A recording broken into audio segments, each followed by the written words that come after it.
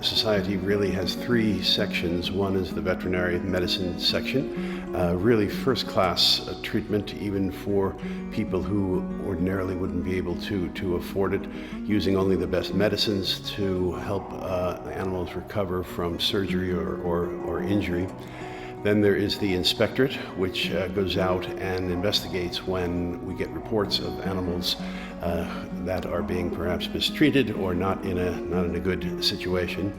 And then there's the whole adoptions section that does such a wonderful job with outreach of going out to schools and talking to pupils about the animals that are here and the work of the society, and encouraging them that if they are ready to add a pet to the family, that they come by Animal Welfare Society and pick one out.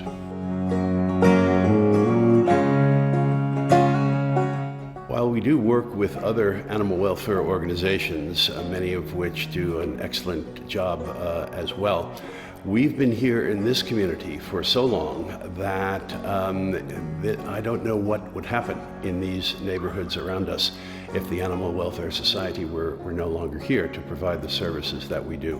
So it really has become a mainstay of this part of the Cape Town community, and we hope that it will continue to serve its functions for many, many years to come. This is a fantastic service for the community itself. They take good care of your puppies. The people here are very lovable towards your animals. I must say the service here is fantastic, really good. There were some times when I didn't have money and they treated my dog for free.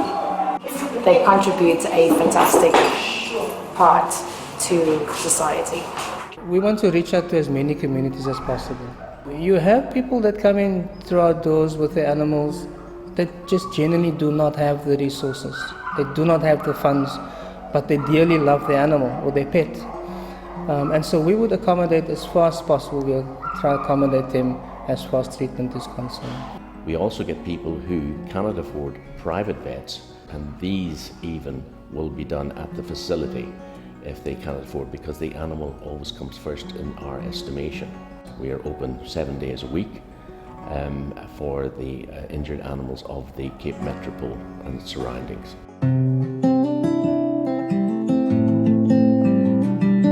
We run the hospital. We provide all the medical and surgical facilities for all the animals, and we treat in excess of 2,500 procedures, that is sterilizations, anything else orthopedic work that needs to be done on a monthly basis. And we probably treat as outpatients anything up to 5,000 animals a month. We strove to make this as good, if not better, than a lot of private practices. In other words, this practice has the latest technology, digital x-rays, best anesthetic machines that you would see anywhere in a private practice. We focus a lot on sterilizations because this is one way how we can, in a way, prevent the population explosion of animals out there. Unwanted puppies, unwanted pregnancies. We want to reach out to as many communities as possible.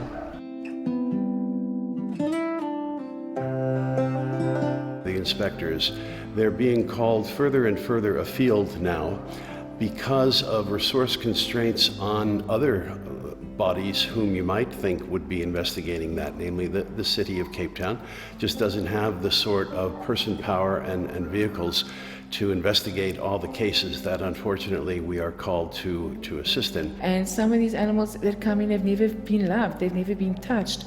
So they scream sometimes when you try and touch them or work with them, but you see how they build a bond and they feel safer because they see you as somebody that's not going to hurt them. So you change all that bad and negative elements of what man has done to them, and they become transformed into the most amazing dog.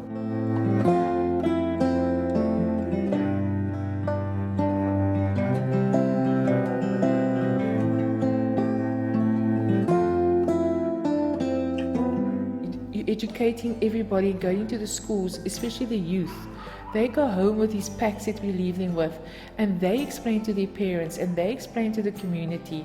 And so the community leaders get to know more about it and ask us, can we come back and have a meeting and explain to the communities what's going on? So every little bit helps, and so the education grows more and more and more, and more people then have an understanding as to how to actually look after an animal that they never knew before. I think we should always remember how important the staff are at the Animal Welfare Society. They're tremendously dedicated, very skilled. We're in the Welfare Society area, so they don't make as much money as they might be able to elsewhere, but they show up every day for what is at times a very difficult job, taking in animals who've been wounded or mistreated and turning them around and hopefully turning out happy, healthy animals that will be ready to be adopted. So I admire the staff tremendously, and just being around them is a very uplifting and inspirational experience. The thing about the staff here at the Animal Welfare is they give freely of their time, even on weekends, public holidays. When somebody else falls sick, they will come in immediately. They will, even though they're in time off or family time, they have the passion to come in and do the work and always be here. We see a lot of hard things, and we see a lot of painful stuff, and we do this because this is our love. So we love the animals. So when we see the animals coming in the state that they are in, it does affect us emotionally, and it does drain us. But it's the success stories and the people that give us that reinforcement and helping hand and the sponsoring that keeps us going.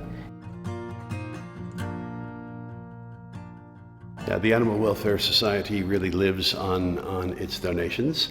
It does take in some money from the treatment that it provides, but not very much. Many of the people just simply can't afford that. To do all this work that we do at the Society, which we have done for 86 years, needs to be funded, and funding, as I say, is always a problem.